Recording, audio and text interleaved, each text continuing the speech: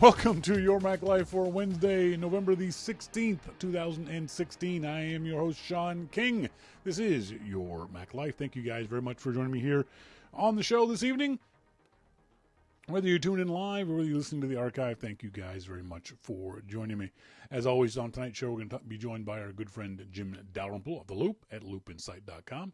Jim has posted up on The Loop his review of the 13 and 15-inch touch bar equipped MacBook Pros. We'll talk to Jim about that. We'll also talk about the Apple book that was announced yesterday by Apple, a $300 coffee table book, which seemed to have a lot of people losing their minds over this.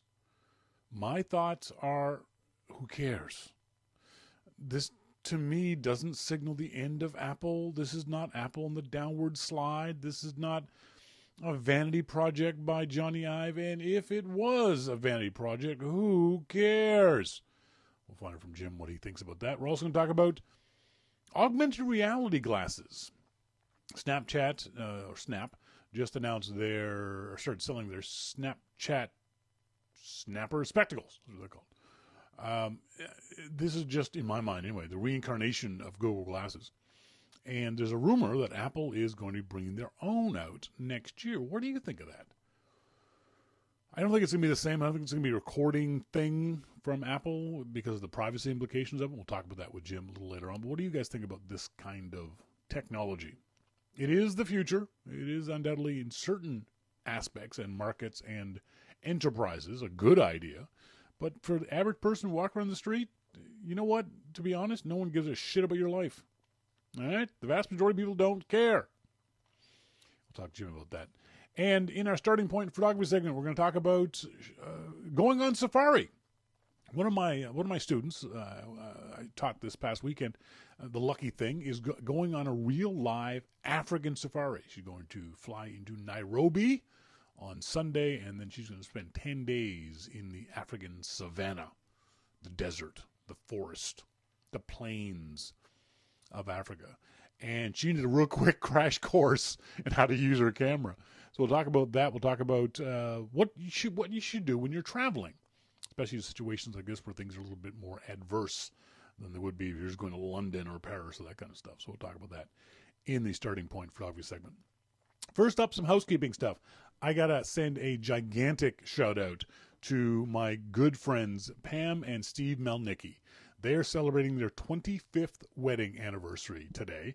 So happy anniversary. Congratulations to Pam and Steve for sticking out for 25 years. You guys know I'm always so very, very proud of people who managed to stay together for all those years. So I'm very, very happy for them that they were able to stay together for all these years. They had no reason not to. I don't want to intimate that they ever had any problems because they both love each other dearly and are wonderful, wonderful people. So I'm very happy that Pam and Steve are celebrating their 25th wedding anniversary. I had this story pulled up and now I've, of course, lost it. Where did it go? Where did it go? That's not the story. This is, all right, hang on a second. Let me go to Facebook. Oh, dear. It was there. I swear it was there. It was there. There's Jason Curtis. Our good friend Jason Curtis posted this on his Facebook feed today, I believe. I thought I had it. Oh, God damn it. There it is. I'm going to read this to you guys. The trouble isn't so much that we don't know enough, but it's as if we aren't good enough. The trouble isn't so much that our scientific genius lags behind, but our moral genius lags behind. The great problem facing modern man is that the means by which we live have outdistanced the spiritual ends for which we live. So we find ourselves caught up in a messed up world. The problem is with man himself and man's soul. We haven't learned how to be just and honest and kind and true and loving. And that's the basis of our problem. The real problem is that through our scientific genius, we've made of the world a neighborhood. But through our moral and spiritual genius, we failed to make of it a brotherhood. And the great danger facing us today is not so much the atomic bomb, that was created by physical science. Not so much that atomic bomb that you can put in an airplane and drop on the heads of hundreds and thousands of people, as dangerous as that is. But the real danger confronting civilization today is that atomic bomb which lies in the hearts and souls of men, capable of exploding into the vilest of hate and into the most damaging selfishness. That's the atomic bomb that we've got to fear today. Our problem is with men, within the hearts and souls of men. That is the real basis of our problem. That was written many years ago by Dr. Martin Luther King.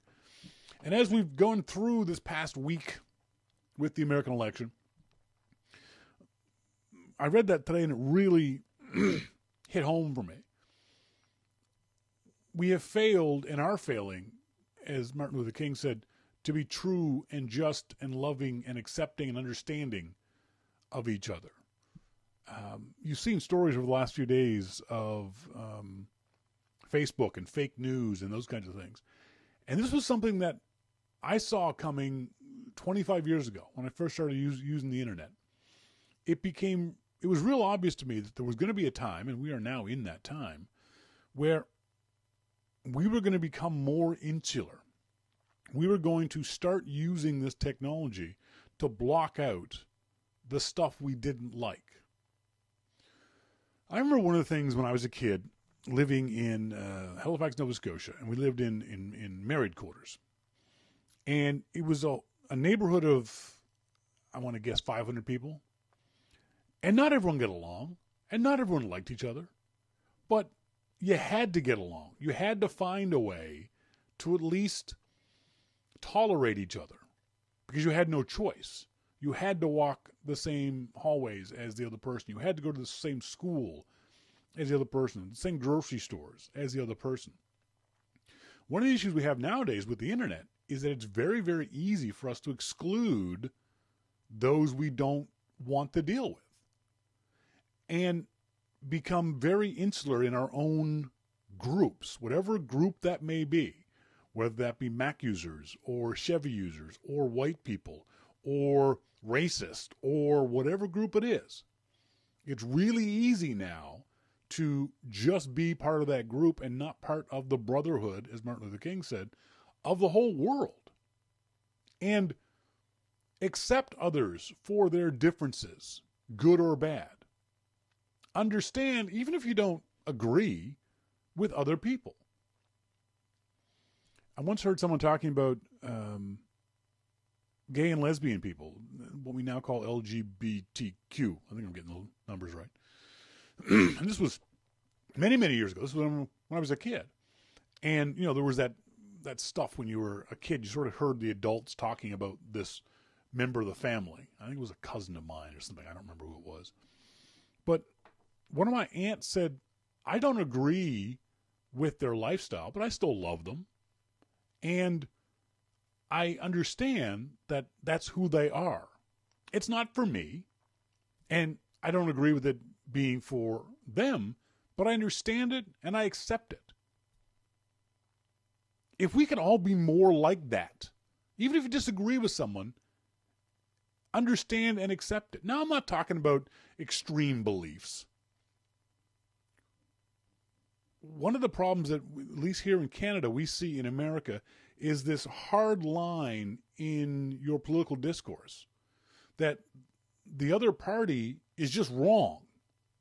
There was a story a couple of days ago that 49% of Democrats believe that Republican policies are harmful to the country. But the funniest part about that story was that 49% of Republicans believe that Democrats' policy are harmful to the country. Not that they disagree with those policies, that those policies are actually harmful to the country. And I'll tell you, from a Canadian point of view, they're not. They're just different policies. They're just different ways of trying to make the country better. I firmly believe, in their heart of hearts, that most people, Democrat or Republican, love their country and want what's best for their country. And that's great. And sometimes the other guys are going to do things that you don't agree with. That doesn't mean they're horrible people. They're doing what they think is best for the country, with their turn making the laws and the rules. And we can disagree with them, but at least try to understand them. At least try to wrap our heads around why the other guys are doing what they're doing. And again, I'm not talking about extremes on either side. I'm talking about average, everyday people. Along the lines of that, the whole fake news thing, I read on the Inside website, we should do a better job of educating young people about media literacy so we can have this expectation of our citizenry. The question, is this article providing me any reliable information, despite a point of view with which I may disagree, is an important skill for an adult to nurture. But it's a lot harder for people to handle that on their own. Whether it be Mother Jones or the National Review, they're all building cases for their perspectives. But they use real data and accurate information and basic journalistic standards. Daily News Bin or Politicus USA or some of these other hoax sites that are building huge Facebook audiences on the backs of inaccurate or fictional stories have no journalistic standards. They just write whatever they think is going to shock or provoke people into clicking on them or confirm their preconceived notions or biases. Now, part of the problem, though, is that expecting everybody to do their own independent vetting of every piece of information they read on Facebook without the basic assumption that the writer intends to inform me and not deceive me puts a huge burden on the reader and renders the entire notion of journalism moot. If I'm doing my own vetting and research, why do I need journalists? Are we now in a world where nothing can really be verified and we're all totally on our own to determine how the world works? What do you think got us to this point and where we're even having that conversation? Do you still have hope that quality journalism is possible? I do, but it's a lot harder.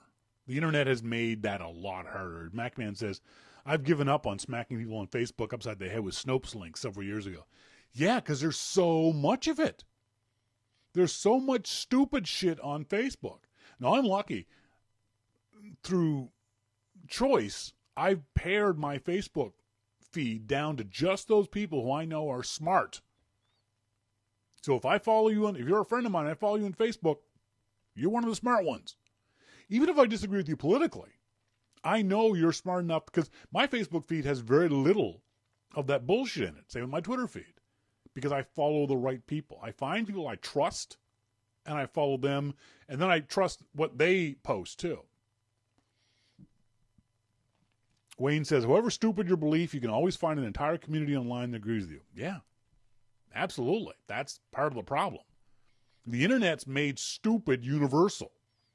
Before, stupid was only in small pockets, and stupid couldn't communicate with the pockets in other places, so stupid was alone. Now stupid can communicate with each other. And stupid then infects the rest of the populace. What's the solution? I don't know. I think it's education to a certain degree. You teach people what good news is, what good sources of news are. You teach them how to think and read critically. Because for the most part, a lot of people are lazy when it comes to this kind of stuff. They don't want to vet their own news. They just want to be spoon-fed news. We're consumers, not broadcasters.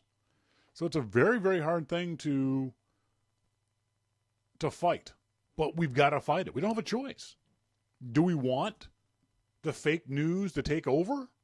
Do we want that bad information infesting every aspect of our life, not just politics? There's no doubt that it infects and affects politics. I've had discussions with lots of people who said things I was like, why the hell would you say that? And they say, well, I read it on this story on Facebook. And you go to look up the story, and the story's complete bullshit. So, MacMan, I have a couple of friends who are 180 degrees politically from me, but we've had some great discussions because we can usually be civil, listen to each other, and rebuff with actual facts, not BS. For those long-time listeners of the show, you know that Jay Curtis and I had some great arguments. He was politically a little right of center. He was a moderate, but he was certainly lowercase Republican. Me, I'm, Canadian socialist communist, so I've got that whole left-wing viewpoint. We had some great arguments, some informative arguments. I changed his mind, he changed mine, and we discussed things. I think that's what we got to do. We got to get to the point of where we can civilly discuss this stuff, because if we keep pushing things to the edges, if we keep being insular, I think things are just going to get worse. Folks, later on the show, in our starting point photography segment, we're going to talk about going on safari, what you can do to take care of yourself and your gear when you go on these kinds of trips. We'll talk also later on in the show to our good friend Jim Dalrymple of The Loop at loopinsight.com about the MacBook Pro, about the Apple Book, and about the potential for Apple glasses. All that and much more coming up. This is your Mac Life.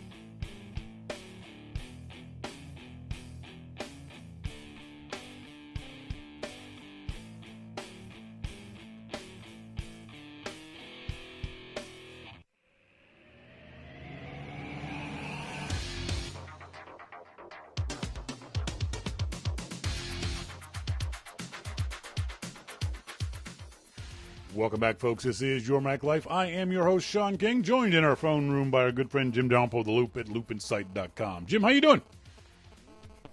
Hang on. I've done that thing. There we go. Now I can hear you. How you doing? Now you're coming in and out. I'm trying not. I'm trying not to. Trust me. I'm good. All right, good. So you posted up on The Loop at loopinsight.com your review of the 13-inch and the 15-inch touch bar equipped new MacBook Pros. Is there really a difference in the 13 and the 15 besides the physical size?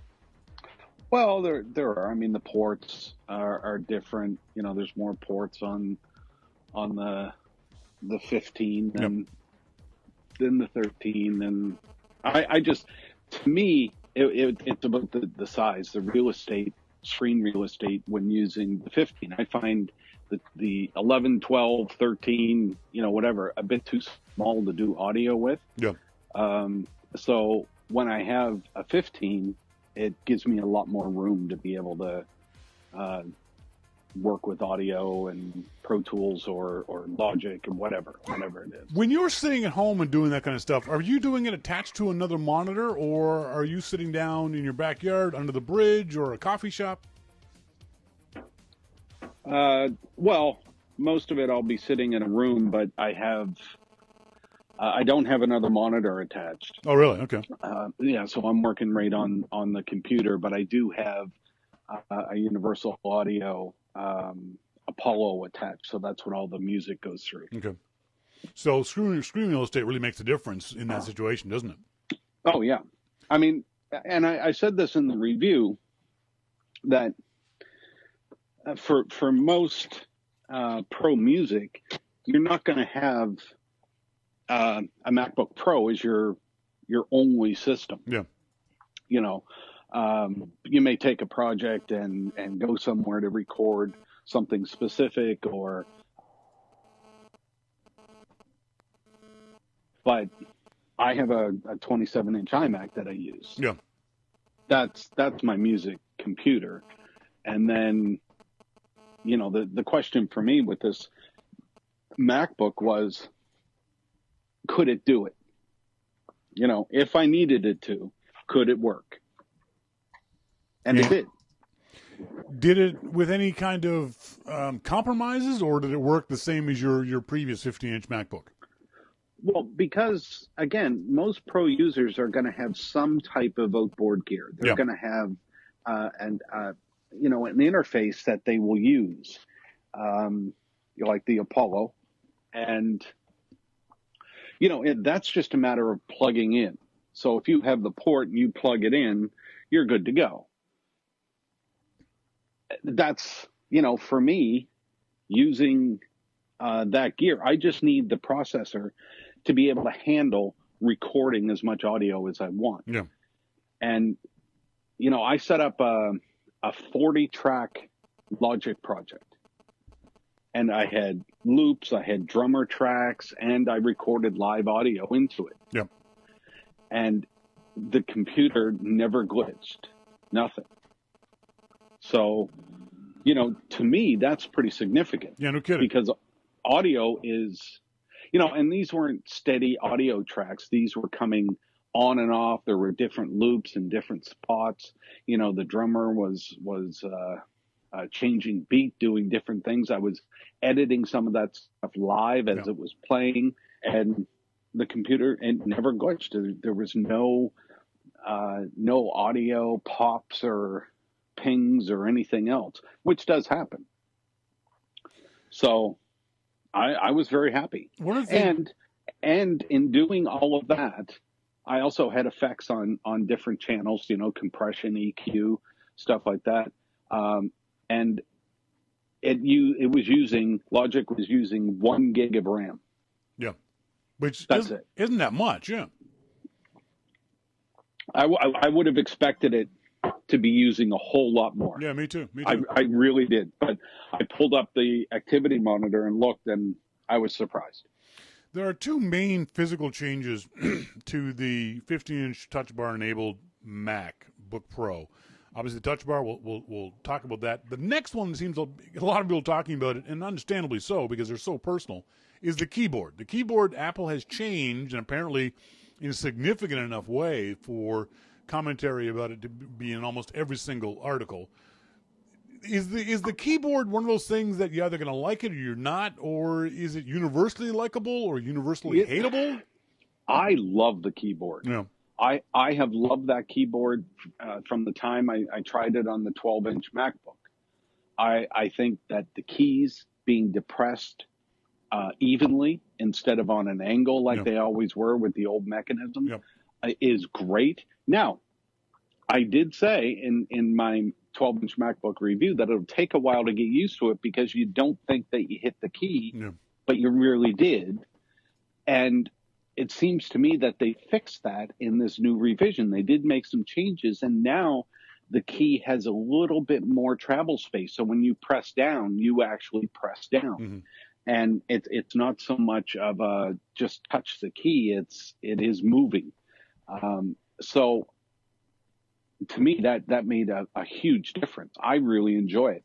I know that I've seen people say that they don't like the new keyboard, but the people didn't like the 12-inch keyboard. Yeah.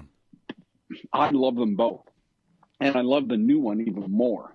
And you know what? I'm okay with that because I know how personal keyboards are. I mean, I know how much I loved the old ADB keyboards on our old Macintoshes. That clicky, clacky sound was just fantastic. And I know how much how difficult it is to get used to a new keyboard, no matter whether it's the exact same model as the one you had before, or whether it's a brand new different one. So for me, I'm not so concerned about the keyboard. I think eventually everyone gets used to the keyboard too, don't they? Whether they like it or not, eventually, just because you have to, you'll get used to the keyboard. Well, I think you get used to it. I mean, if you get a computer that comes with a keyboard, most people are going to use the keyboard that comes with it, and you end up using it and get used to it. And then when you go buy a new computer, you don't like that keyboard, you like the other one, but you still use it. Yep. So, yeah, I mean, with a laptop, it's a bit different because on a desktop, you can change keyboards, use the old one if you want, but on a laptop, you're kind of stuck with the one that you have, convenience-wise, it's sitting there. But I love it. I really do. I just think it's much more efficient than the other one. I'm glad you said efficient, because it brings up the next big change is the Touch Bar equipped MacBook Pro is really interesting. There's been a lot of conversation about this. I have not used it. I don't know about it, but my initial impression, tell me if my initial impression matches up with yours, is that A, it's a kind of a weird way of doing things, but B, is there an issue with taking your hands off the keyboard, off the trackpad, and it's a big word for a small action, reaching for the touch bar? Or does that get to be muscle memory fairly soon after you start doing it? I think it depends on what you're going to be doing. Yeah. So, like I said, with the calculator, have you ever opened up the calculator app and then tried to decide to use the number key, and then you have to hit plus or minus, the function keys? The calculator app, just what it is the most screwed up app to try and use.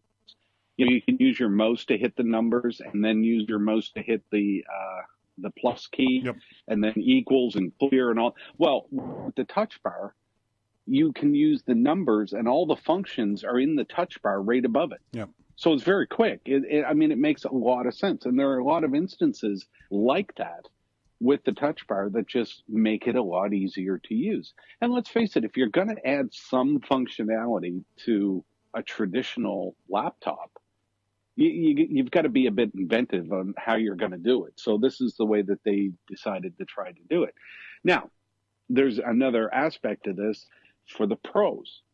And Logic has not been updated with touch bar support. Yeah. Logic won't get updated till January, like it always does.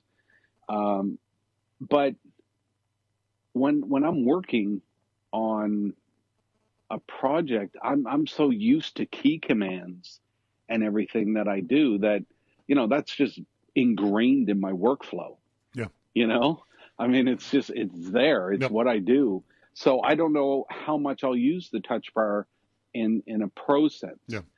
But for other work or other tasks, I have used it. Mm-hmm. Simple things even.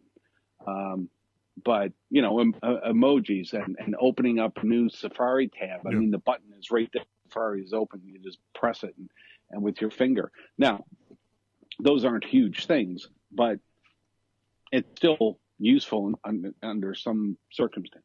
I think it's going to be very much like back in the days when most of us first started using and learning about Macintoshes, as you learned about the control keys or the command keys, that you eventually found out that command P was print. Well, you forgot about it for the first 1,000 times, and you went, oh yeah, command P next time. But eventually it became second nature. Eventually it became command P, easily done. I get the feeling that the touch bar is going to be like this. Once you think about the touch bar and use the touch bar, it will become something that will be very second nature to you, just like Command P, Command V, Command C are to so many of us nowadays. But I think the initial part of it, because this is such an odd, but not odd in a bad way, an odd way of doing these things, that for a lot of folks, they may not be able to wrap their head around. This is where the perfect example of where that kind of hot take that people make their decisions, their pronouncements about this stuff within 2 hours of using it really doesn't serve the readership very well. You need to use this stuff over a longer period of time. Do you agree with that? Well, what's even worse is when people make their pronouncements and they haven't even seen one. Yeah, Dan Morin did that, which really pissed me off, and I'm surprised that Dan did that, because he's a nice guy. He's usually a lot smarter than that. Yeah, I mean, there were a lot of people that came out, right after the event. Oh yeah. Had never seen it and said, oh, this sucks. This is terrible. Yep. Well, okay. That's your opinion. You've never touched one. You've never even seen one. You don't know how it's going to work. So I guess you can have an opinion, but, and that's, when I looked at what some of the pros were saying, that it's not powerful enough. Yep. And keep in mind that all this time, I'm sitting here using one. Yeah. And I just wanted to say, kiss my ass. Damn NDAs.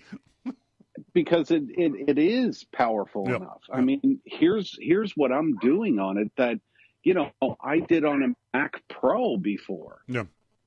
You know, so I can use a MacBook Pro and do all of this stuff and not have to worry about anything. So, you know, I mean, well, that brings up it's that brings up an interesting question. Do you think that maybe this is one of the reasons why Apple hasn't updated the Mac Pro? Because as they get to have a broader market, they realize that narrow niche of the Mac Pro is just as well served for a lot of people by a MacBook Pro. no, I don't think Okay. so. I was No. grasping for straws there. If I'm looking at, and see, the thing is, every pro market has a different needs. Sure, yeah. And so I can only talk about this from an audio standpoint. But if I was building a studio, it would be packed with Mac Pros. Yeah. Because I need the ultimate processing power that I could possibly get. You know, I would have 2 screens, and you know, because when I edit, I like to edit and then have a screen for mixing. Yep. So, you know, I mean, this is what I need for music. And would I set up a studio with a MacBook Pro? No, I wouldn't. Really? But that's what I was saying in the article. I would have a MacBook Pro for all of the other things that I needed to do. Yeah. So if I was going to take a project on the road, if I was coming up to record you singing, God forbid, you know, I would grab a MacBook Pro, a mic, my little Apollo unit, and away I'd go. And I would get quality audio. Yeah. And I would have a computer powerful enough to do everything. But given the choice, I would have you come to the studio. Yeah, sure. That's where everything is, you know, perfect. Yeah. So, so no, I don't think that's an issue. I mean, maybe it's the chips that are an issue. I don't know. I don't know what the issue is with why those haven't been updated. I think the best line in your entire review was the second to last paragraph. You said, "We expect Apple to move its products in the industry forward.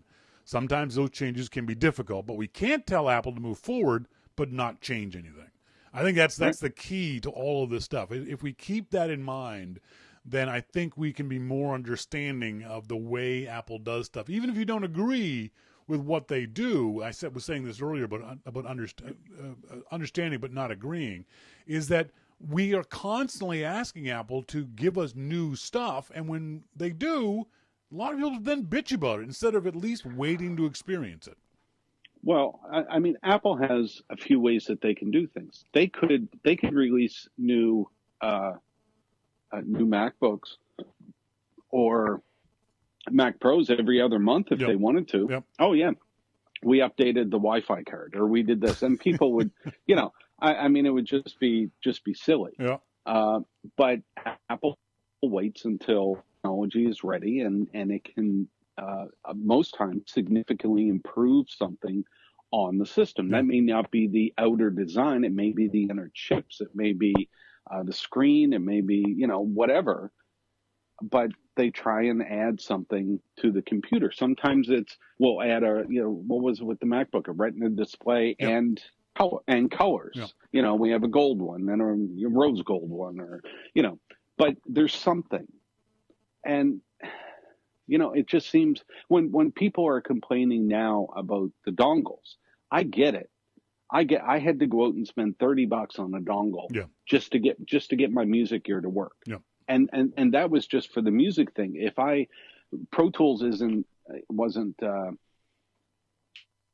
qualified for Sierra, so I couldn't test Pro Tools on it. Mm-hmm. But if I wanted Pro Tools, then I needed another dongle because Pro Tools uses a USB key. Oh, yeah. So I would have to plug in the USB key for Pro Tools and a lot of my plugins.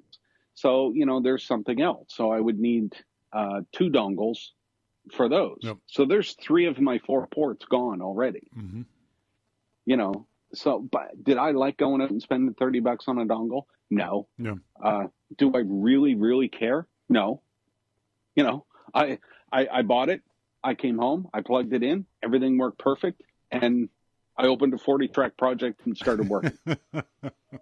So is it really going to matter? No, it's not. And as a photographer, if you get a new MacBook Pro and you have to go buy 2 or 3 dongles, does it really matter?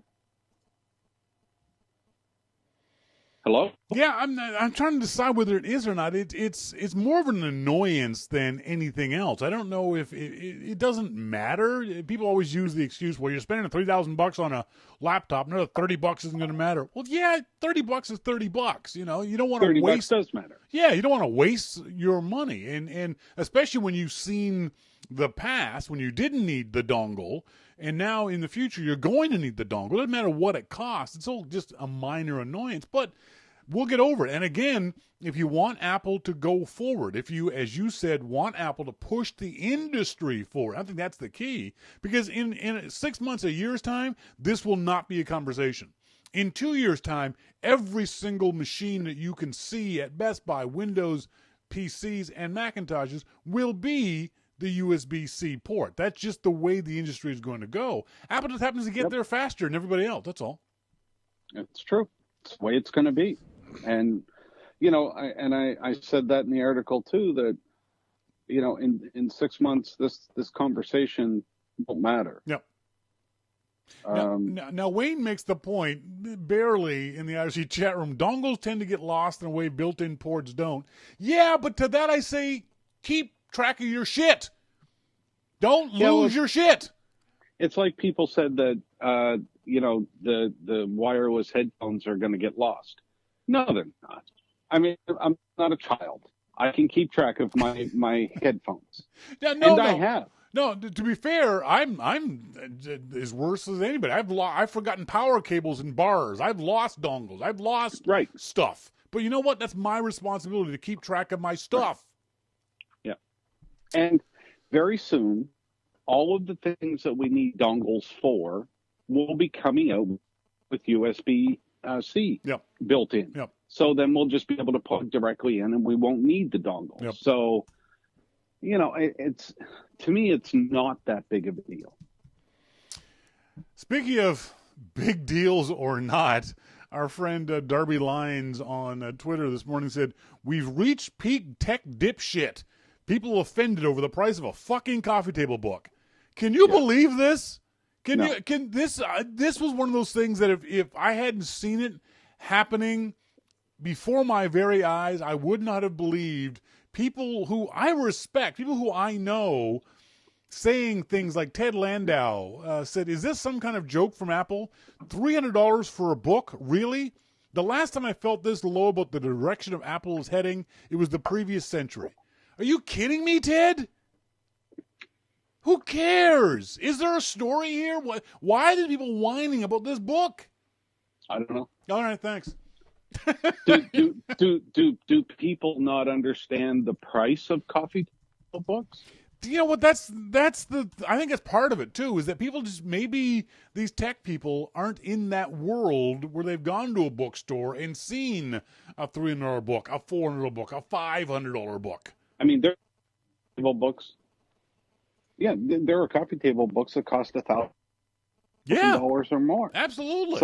So $300 for a coffee table. If you don't want it, it's not like Apple's saying we're charging you. Well, the thing that I don't get the big deal. The thing that gets me is how people are somehow seeing this as some sort of arbiter of the future of Apple, that this is the sign of Apple's decline. I saw someone say this is Apple jumping the shark, that this is a goodbye from Johnny Ive. And I'm like, it's just a book. Well, Susie Oakes over at Macworld said, if you're prepared to give Apple $300 in exchange for some photos of stuff it sells, I don't understand your life at all. Well, no, Susie, you don't. No. But that's not what they're selling. Apple is not just selling a book of old stuff that they sell. I think it's a fundamental lack of understanding of the purpose behind this book and what this book is about. And again, none of these people have seen the book. Well, maybe it's a fundamental lack of understanding of what a coffee table book is. Just is. That's right. That's right. Just not Apple, but just is. Just is. Yeah. You know, it seems to me that's a bigger problem. I mean, I don't know, but $300 for this type of book is almost cheap. You know, so like I said, is it in everybody's budget? No. No. Am I going to go buy one? No. Hell no. Because I don't have $300 to spend on a book. If I did have $300, I would spend it on beer. Exactly. So, and I don't have that either. So, but there you go. The idea that the Mac community has lost their mind over the fact that Apple's selling a $300 book. That's what I don't get. Why can't you just do what Jim and I are doing, which is this? Huh, that's interesting. I ain't buying it. Yeah. Move on. Yep. There is no need to write all these blog posts and these Twitter feeds bemoaning the direction of Apple because for some bizarre reason you think this signals where Apple is going. That someone said that, like I said, this is a vanity project of Johnny Ive, ignoring the fact that according to Johnny, this project started 8 years ago. Guess who was in charge 8 years ago? Yep. Well, you know, the book is dedicated to Steve. Even let's just say that this is a project that Johnny wanted to do. Yep. Go ahead. You know, who cares? Go ahead, Johnny. Do it. What difference does it make? They seem to think that Johnny Ive can only work on one thing. Someone said this is why the Mac Pro wasn't updated. Are you shitting me? Yeah. That's a good quality comment. Because you think Johnny Ive can only focus on one thing at a time? It's a book. Johnny said take a picture of everything, and then he moved on to the next thing. Yeah. It's just remarkable that people can be this utterly, with all the things that you can complain about when it comes to Apple, it's a $300 book. Move on. Good Lord. This is bothering you. It really is. It really, I swear to God, it really bothers me that with so many other things that we've got going on in the Mac community, this is what these people choose to stick a line in the sand about, to bitch and whine about. What you should be bitching and whining about is Sal Segoyan got fired today. Sal Segoyan, bar none, one of the nicest guys in the Apple community. Nicest man in the world. Smartest guy that many of us are ever going to meet, and the only guy at Apple who ever gave a rat's ass about AppleScript or Automator or all those kinds of user command type things, got fired today. He didn't get fired. They eliminated his job position and therefore, took his key card away from him. Sal Segoyan is one of those guys who should have a lifetime appointment at Apple. He's done more for the users of Macintosh computers, I would argue, than any other 10 people at Apple, and in ways that you don't even know. Even if you're not a script user, even if you don't know what AppleScript is or have never used Automator, there's so much software that's built on that stuff that Sal not being there, I think, and tell me if I'm wrong, this is the death of AppleScript. This is the death of Automator. Apple has signaled that those things are no longer important to the company. It would seem so. How well do you know? How well do you know Sal? I've known Sal for years. Years. I was on a geek cruise with Sal, and Sal was the only reason why several people didn't get thrown overboard, because he drank with me and calmed me down. So, if no other reason, I thank Sal for I'd be in jail otherwise in some Mediterranean prison, because I came close. Or you doing the podcast from prison. Exactly. But yeah, the fact that that this happened to Sal, to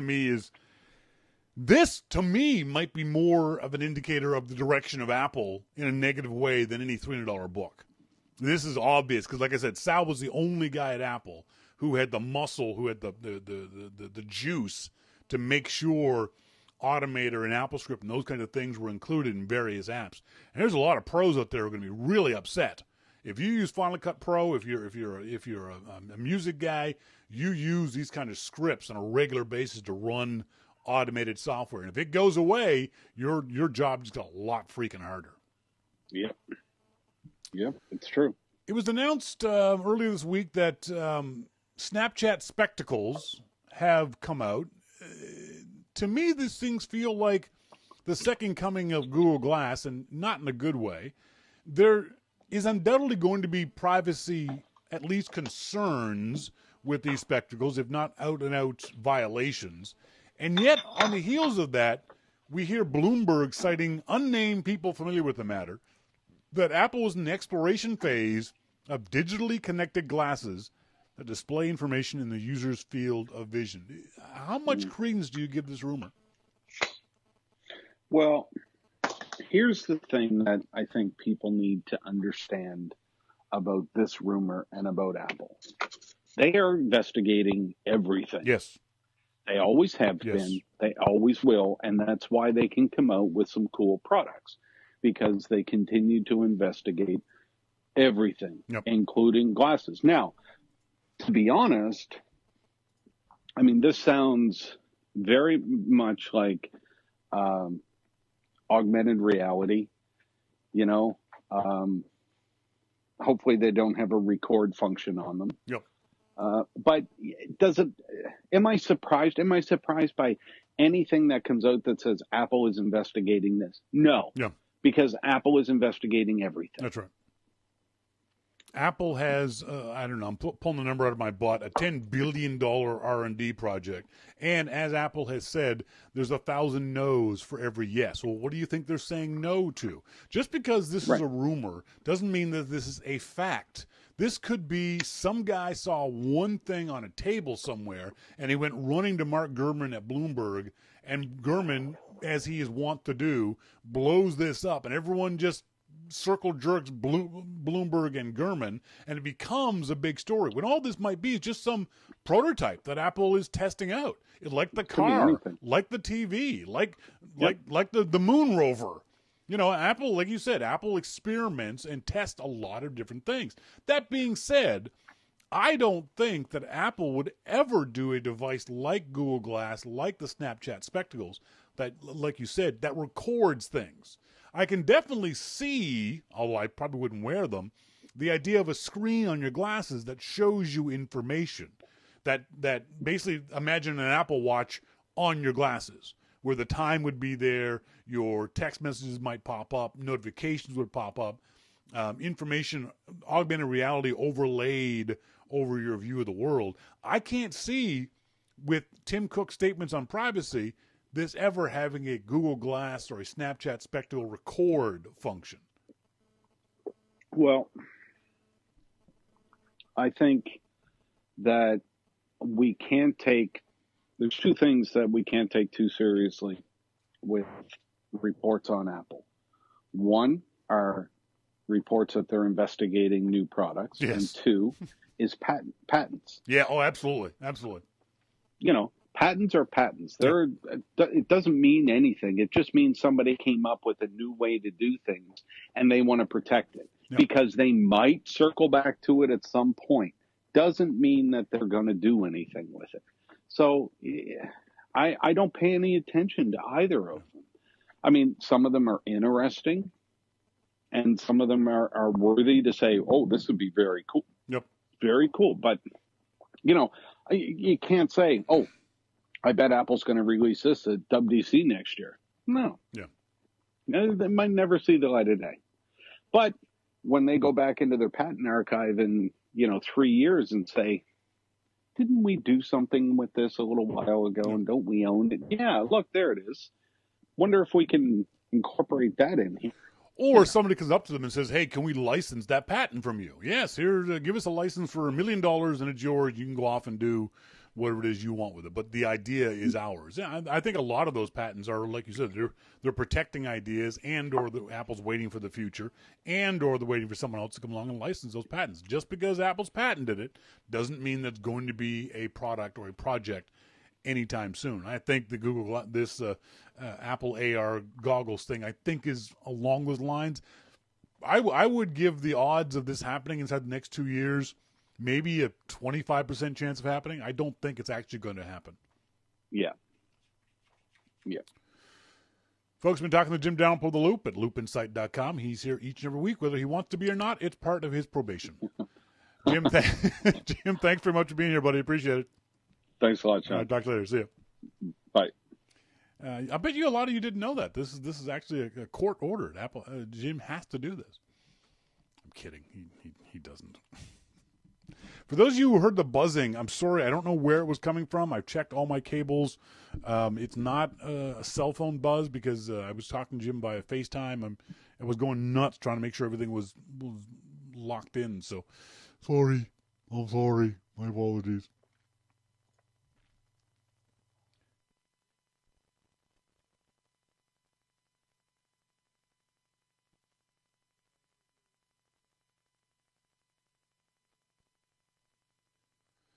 In our starting point photography segment, I had a chance to do a class this past weekend, and one of the ladies in the class is off this Sunday on a real-life African safari.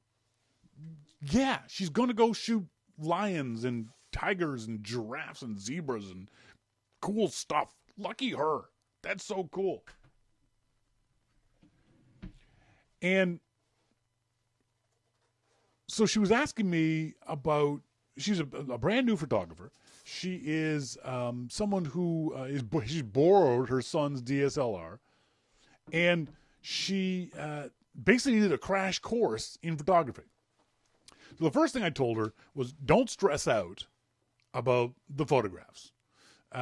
Enjoy the trip. Make sure that you experience this quite literally once in a lifetime trip. You'll get the shots that you get, and you won't get the shots you won't get. So don't go nuts, because she was just scared.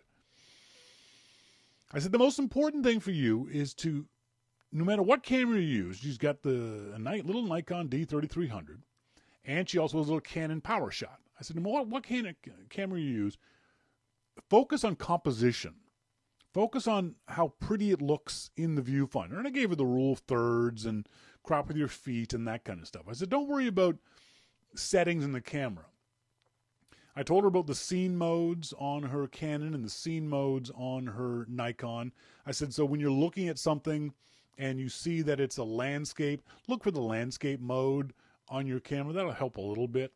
When you're taking pictures of people, look for the portrait mode. When you're taking pictures of animals that are running, look for the action mode. So those things will help you. But composition is the single most important thing. And luckily enough for her, she was bringing along a fairly compact D3300. It's a DSLR. So it's got a mirror on it. It's got a bit of a heft and a bulk to it, but it's not a big, it's half the weight of my D600. And she's a petite little older lady, so for her, that would be a fine camera. Her point and shoot, also a fine camera for her in traveling. One of the things I told her is, and unfortunately this happens a lot, she had gone into the local Best Buy, and the Best Buy guy basically was trying to sell her like 5 different lenses. Oh, the kit lens isn't good enough. You need a wide angle lens. You need a zoom lens. You need a portrait lens. And no, you don't. As a beginner, you don't. Because if nothing else, it means you're going to be carrying around 3, 4, 5 lenses. They're going to be on your body somewhere or in a bag somewhere. And secondly, you're going to be in conditions where changing lenses might not be easy to do. You may be bouncing around in the back of a Jeep. It may be dusty and windy. You don't want to be changing lenses in adverse weather conditions. So I suggested to her this lens. This is the Nikon the Nikon 18-200 zoom lens. And it's a perfectly good average lens. If you can afford a higher quality lens, go ahead and get one. These things I think are about $600 to $700. You can get them used for $400 to $500. It's a good lens. It's not a great lens. It's a good lens. It is like a lot of these inexpensive lenses. It doesn't do great when it's all the way zoomed in. It doesn't, zoomed all the way out. It doesn't do great when it's zoomed all the way in. You've got to do a little bit zoom in and a little bit backwards, if you know what I mean. Don't go all the way to 200. Don't go all the way to 18 on these things. But the advantage of it is that because its range is 18 millimeters, which is fairly wide, to 200 millimeters, which is fairly narrow, it's going to be great for getting a bunch of different shots. She'll be able to get shots of the wide open plains, but she'll also be able to get some shots close up of tigers and lions and giraffes and things like that without having to swap lenses around, without having to change lenses in the middle of a Jeep or in the back of a safari vehicle. So she'll carry fewer lenses. She'll have to change lenses fewer times. And I think she'll have a better experience with this mid-range lens. Again, if you can rent or buy a higher quality lens, same range, 18 to 24 or 18 millimeters or 24 millimeters at the low end, 200 at the high end, go ahead and do it. But the Nikon 18 to 200, I don't know what the Canon equivalency of this is, probably 24 to 200, is not a bad lens at all. If you want higher quality, for me, I shoot with a 24-70 Nikon lens, which is very, very good glass. The actual glass inside of it is very, very high quality. This is mid-range quality glass. So it's not as sharp on either end of its range as you'd like, but it's very versatile. This is a good lens to put on your camera first thing in the morning, and it will take you through a lot of different situations. It'll take you wide angle, it'll take you telephoto, it'll get you some nice portrait shots when you're out at lunch and those kinds of things. So travel light, minimize the amount of gear, the size of the gear, and the amount of gear that you're going to be carrying along with you. The other thing is travel safe. And I don't mean just safe from a physical point of view when you're in a third world country, but you want to be able to have all your gear with you very, very closely. So you're not going to drop stuff. You're not going to forget stuff. I have a couple of low pro sling bags, which I absolutely love. The low pro swing bags are great. They can carry a fair amount of gear. They can carry water bottles. They carry a notepad. I've got a point and shoot camera in there. I'll have extra SD cards. I'll have extra lenses. I'll even have an extra body. I'll put my Olympus M1 in there along with my other camera. And it's got a messenger style strap across the body that's very easy to have your hands free. And then when you want to grab the camera, you don't got to take the bag off your head. You just swing it around in front of you, and the zippers open up right there in front of you. You can actually use it as a bit of a tray, too, a bit of a tripod, so that when you get the camera out, you can just flip it out and take your pictures, even put the camera back if you want to. So it keeps things compact. For me, fewer things to lose. It carries a lot of the stuff that you're going to need. I also reminded her to get a filter to put on the front of her lens. You don't want to let this lens element be naked out there in the elements, because if something happens, if you are going along on the safari vehicle and a rock hits this or dust hits this, you scratch the lens. You'd rather scratch the filter that goes in the lens rather than the lens itself. You scratch a filter, it costs you $30 to replace. You scratch the lens, it costs you $1,000 to replace. So definitely get a neutral filter, basically just another piece of glass that goes in front of this lens to protect it. But like I told her, focus on composition, and not only focus on composition, but focus on time of day. She's going to get her best shots in that situation, the Serengeti of Africa, at sunrise and sunset. She's going to get, you can already imagine the kind of shots she's going to get. I told her, be a photographer from sunrise to about 10 o'clock in the morning. Look for things to shoot then. And then from about 3 or 4 in the afternoon to sunset. I recommended an app called Magic Hour. It's free, available on the iTunes store. And Magic Hour is a great little app because it tells you when sunrise and sunset is, but it also tells you a half hour before sunrise and sunset, so you can be ready for that beautiful golden light. I've always told this to beginners, from 10 to 3, when the sun is at its highest, and this is assuming it's a bright sunny day, from 10 to 3 is when you're going to get the harshest light. That's that sunlight that's coming straight down and gives these really long shadows to faces and eyes and foreheads. It's just not a very good light for a beginner to shoot in. So I said, from 10 to 3 today, just be a tourist. Have your Canon point and shoot ready, just to grab a couple of snapshots for home. But from that time frame, just don't think about photography. Be a tourist during that time. Because you got to leave some time for yourself to explore, to be in the moment, to be in the space, to not be experiencing the trip through the back of your viewfinder. You want to experience the trip and just use the camera to record moments, not see the entire trip through your camera. It's something that we really have to work at sometimes, because for a lot of people, it's easier to hide behind the camera as opposed to being up front and present. This lets you be a little removed from a scene. So I try to help people focus on being there with friends and family. She's going with her son-in-law and her daughter.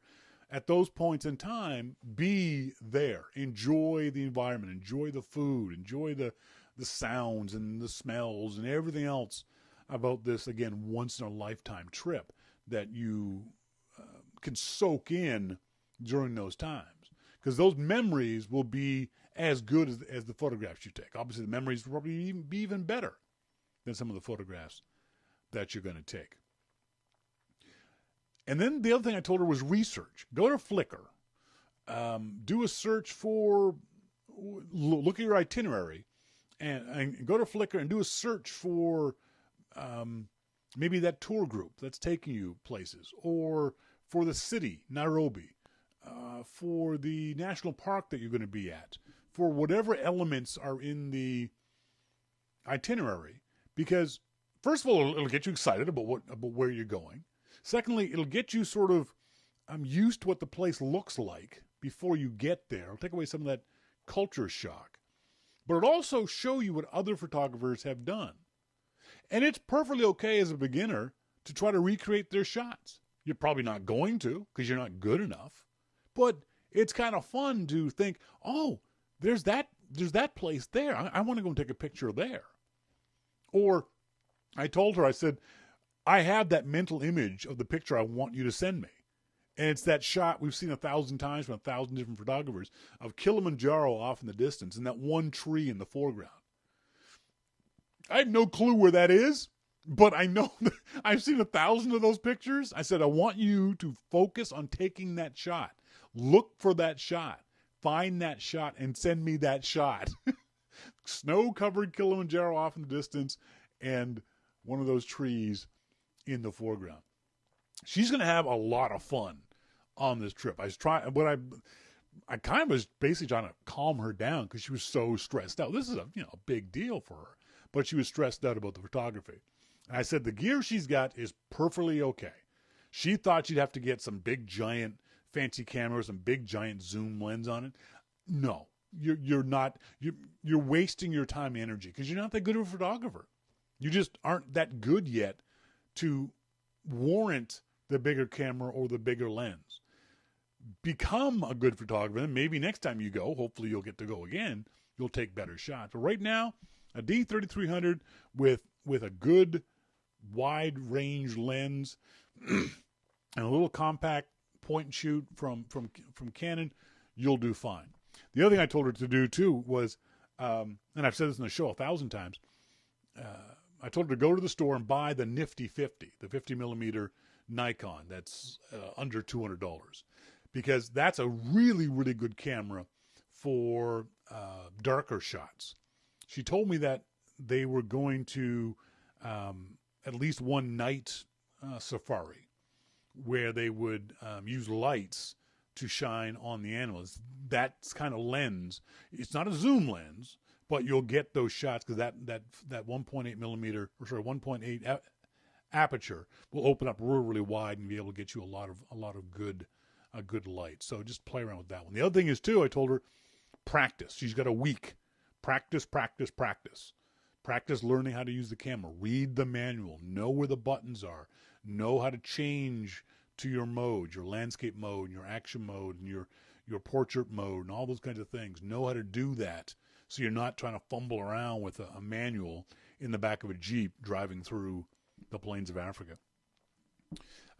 Monty says, make a nightly reminder of her on her phone to put camera batteries on charge and change the memory card in the camera.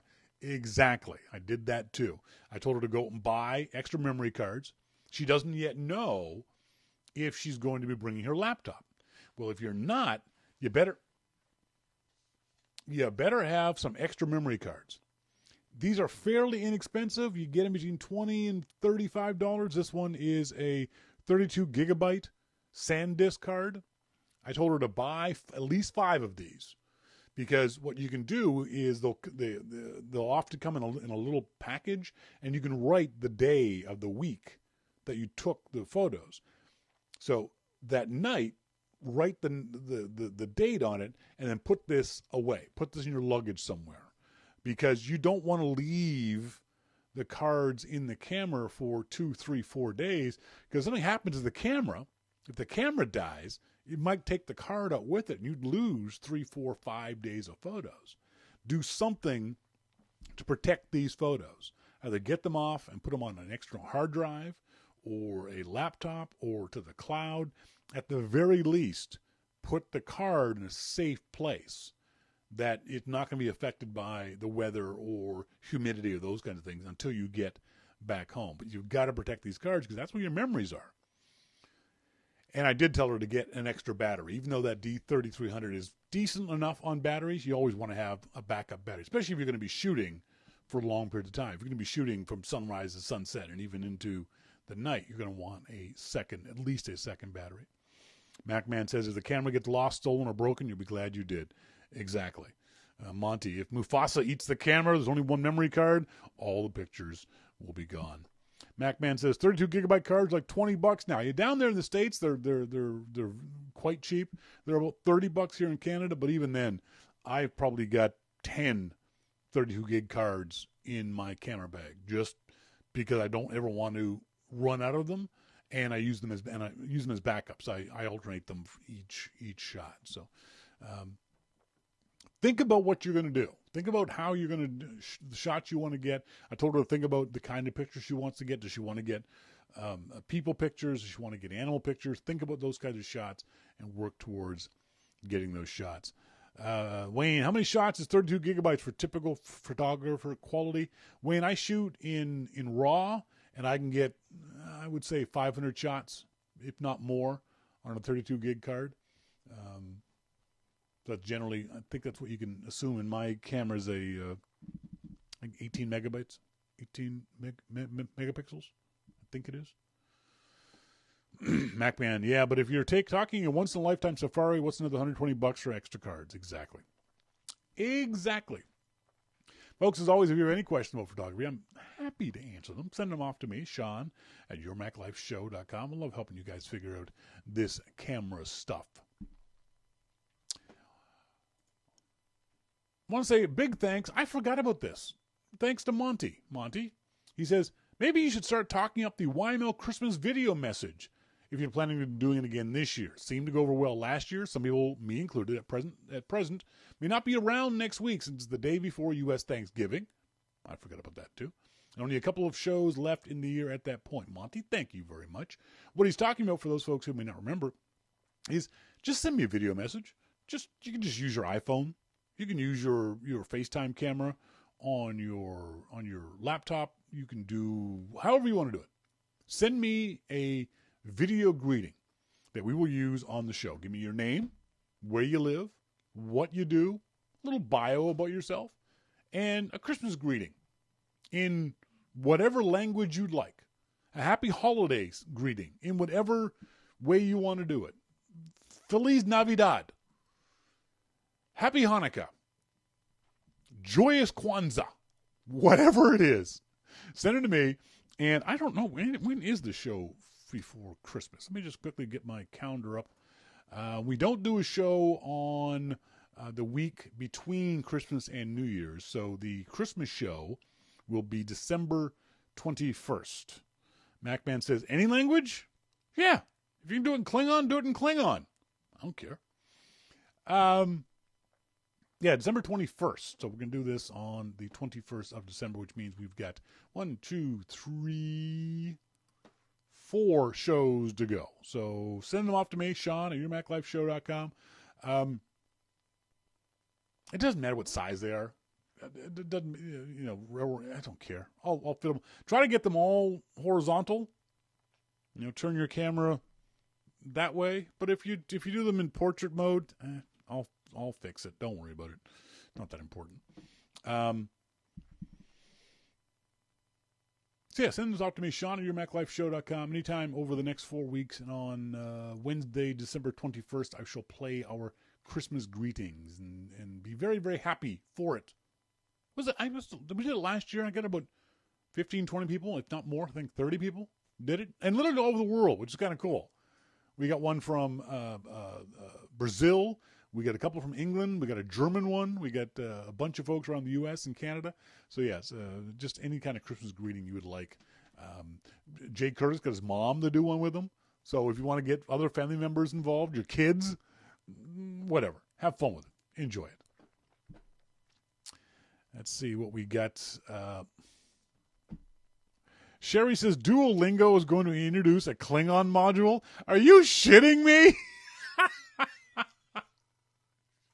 Duolingo is a great app for learning languages, but the fact they've got a Klingon module, that is hilarious.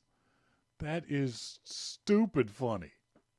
As always, send emails off to me at Shawn at yourmaclifeshow.com. Always happy to get emails from you guys.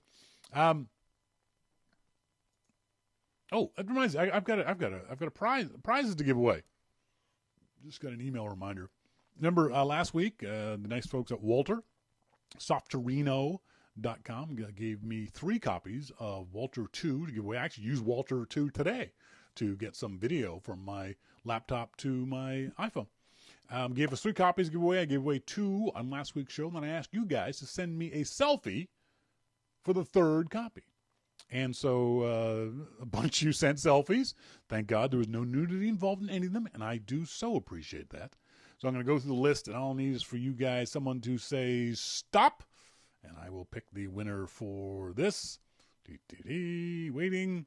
Sherry says stop. That's going to go to Terry Enns. Terry Enns. Oh, that's cute. Hang on. Let me get to I don't know if Terry realizes this, but because he sent me a picture, I'm legally allowed to post it on the internet. So, I'm kidding. I don't think that's true. For some reason, this pops up sideways, Terry. Everyone turn their head. I don't know why that did that, Terry. That was strange. All right, here. Let's try it this way. Oh, for crying out loud. Good-looking guy. Here, we'll do this. Local desktop. There we go. That's Terry Enns. Terry, where are you at? Terry is mortgage consultant. TerryEnns.com. Terry, thanks very much for sending me your selfie, and I'll send you off a copy of Walter 2 from the nice folks at Softorino. Thanks very much for that. And I got to send another big shout out to he's already gotten one tonight, but he's getting another one to our good friend Monty. When we talked about Softorino on last week's show, Monty sent off an email to the folks at Softorino. Oh no, I won't read the whole email, but he got a response back from Josh Brown, the marketing director. Says, "Smile did not leave my face while I was reading your email, Monty. Happy you were able to find Walter useful." It's one of those things that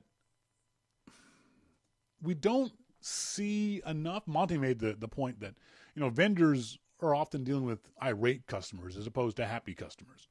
When you see something you like, when you hear something you like, whether it be a podcast or a piece of software or a website or an article, let the person know. Send them an email, send them a tweet, send them some sort of communication saying, hey, I like what you did. This sort of falls back onto what I was saying at the beginning of the show. I think we need to spread this stuff more. I don't mean false cheer or fake sincerity. Let's look at going into this holiday season as an attempt to spread more joy and happiness and kindness. And I'm going to try to do it too. And for you folks who will follow me on Twitter, you know I can be a grumpy old man at times. But I posted a picture of a bucket full of Shiba Inus this morning. That's your stupidly cute picture of the day. Try to find some ways to spread more joy. Not artificially. I'm still going to be grumpy when I think it's time to be grumpy. But I'm also going to find ways to make people happy. To spread some more good vibes. I think we're going to need them for no matter what happens. I think we need more of this stuff. So I think we should make more of an effort. So I want to say a big, huge thanks to Monty for posting, sending that email off to the folks at Walter. Anytime you see a tweet, a software, a podcast, a person, let them know. We appreciate it. We don't often get to hear that stuff enough. And you tend to, whether you're a developer or a podcaster or author of a webpage, you tend to feel kind of insulated at times. And people aren't really paying attention to you. And they don't really care. So step up and just say thank you to people. That's all. Mosquito says, as a friend posted earlier, I joined Twitter because it was amusing. I stayed on it because it could cheer me up. Yeah. And by the way, if Twitter doesn't, I've said this a million times, if Twitter doesn't cheer you up, you're following the wrong people. Remember, Twitter is who you follow. Twitter reflects who you follow. If you find Twitter boring or depressing or it makes you angry, you chose those people to follow. Follow other people. There's all kinds of fun people out there. There's all kinds of happy Twitter accounts. If you want to fill your Twitter account full of nothing but good news, you can. Find those people. Don't just say, oh, Twitter's a bad thing. No, Twitter is exactly what you make of it. No more and no less. I think I'm trying to remember. Oh, yeah. Scott Randall from the Long Island Macintosh User Group. There have been a lot of articles about the new MacBook Pro. The two main complaints I see are, one, a lack of 32 gigabyte RAM option. I think I already read this one. Did I? I kind of doubt that someone paying over $2,000 for a new laptop will worry about a $20 for an adapter. The thing is that even though I would not buy any of these, I think that within a year or two, all Mac models will be using these ports exclusively. I do think the desktop model will keep the gigabit Ethernet port. The iMac? Yeah, probably. Once that happens, we'll also get new cables. OWC has already announced they're making a Thunderbolt 3 dock. This tells me all future Macs will have the USB-C Thunderbolt 3 ports. You'll need a dock like this for a while to connect your old peripherals. We'll have to wait and see what Apple does. I really hope they keep the MacBook Air around for at least 1 or 2 more years. I don't know about that. I think the Air is dead. I don't think it's going to get revved. I think the new bottom line MacBook is Apple's new floor. The new MacBooks are thinner than the Air. As Gruber argued last week, if Air meant nice and thin, all of Apple's MacBooks are now nice and thin. There's no room for the Air. They're all Air now. It could be the MacBook Pro Air. So yeah, I think the Air is actually just dead, just a goner. Les says, good Twitter point, Shawn. Well, Twitter is what I do. I'm a prolific tweeter. Don't follow me, by the way. I tell that to other people. I've gotten, because of the American election thing, I've got 200 new followers in the past week. They're not going to be happy. They're not going to be happy at all because I'm not the guy they think I am. And I'm not changing to make them happy. But I use Twitter as a conversation mechanism. I sit here all day long doing my reading, doing my writing, doing my photography stuff. And Twitter is like, if you work in a big office, it's the water cooler. And there's the water cooler there, and someone says something, and I can respond back to them. But because I follow interesting people who say interesting things, I tend to respond to them a lot. So you will see me tweet a lot. It's also you guys should know me well enough by now, every stray thought that wanders into my brain eventually falls out of my mouth. And now I just type that stuff out. I just type all the time. I've got over 128,000 tweets in 7 or 8 years. So yeah, I tweet a lot. So unless you want the fire hose, but there's all kinds of other great people to follow. Just find them. Do a little work on your own. Don't, like we were saying before about fake news, we're such passive consumers. We're such lazy, and not necessarily in the most negative way. But it's hard work sometimes. But what I do is I find people who are interesting and then follow who they follow. I'll see who they chat to, who they tweet at. And I'll go and see their Twitter feed and go, oh, that person looks kind of interesting. I'll follow them. And that's how you build a Twitter network. I still only follow, I think, less than 400 people. And a lot of those are like news feeds. CBC News and NBC News and those kind of guys. But yeah, I like Twitter. I like Twitter, but I recognize the ups and downs of Twitter.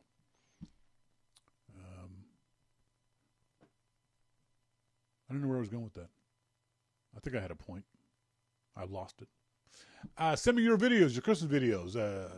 Announce yourself. Give me your name, where you live, your job, whatever it might be, and then a Christmas message to me, to the YML Nation, to your kids. Have your kids involved. Get your kids doing it. Bring in your dog. Show me your Christmas tree. Show me your menorah. That's the word. Show me whatever. However you celebrate the next month with your family, with your kids, with your dog, with your parrot, whatever it might be. Send me emails to Shawn@yourmaclifeshow.com. That's it for tonight's show. I want to say thanks, as always, to our good friend Jim Dalrymple of The Loop at loopinsight.com for being with me here, even though he doesn't really have to be. He kind of likes to be. And thanks to you guys for joining me here each and every week. I appreciate you guys being tuned into the show, whether you're tuned in live or whether listening to the archive. Until next week, as always, I've been Shawn King, and you've been listening to Your Mac Life. See ya!